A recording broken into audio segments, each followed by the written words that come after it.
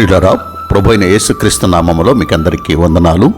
ఈరోజు దేవుని వాక్యము సమూయేలు 2వ గ్రంథం 22వ అధ్యాయం 7వ వచనం.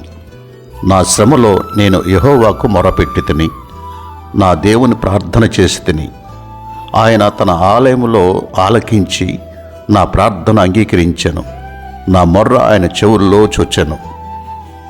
శత్రులు దావీదును చుట్టుముట్టి ఆయనను చంప ప్రయత్నించినప్పుడు దేవునికి ఎంతో మొరపెట్టుకున్నాడు. దేవుని అంతగా ఆశ్రయించడం కారణం ఆయనే తనను రక్షించువాడని గ్రహించాడు.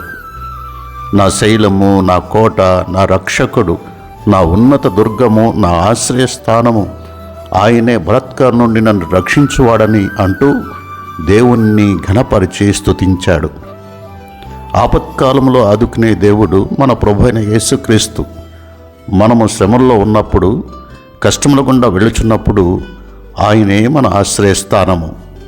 పరిశుద్ధుడా తండ్రి, శ్రమల్లో మమ్మలను ఆదుకొని ఈ ఆపదల ప్రాకారములను దాటగలుగునట్లు మాకు సహాయం దయచేయమని యేసుక్రీస్తు నామమున అడిగి వేడుకొనుచున్నాము తండ్రి. ఆమేన్.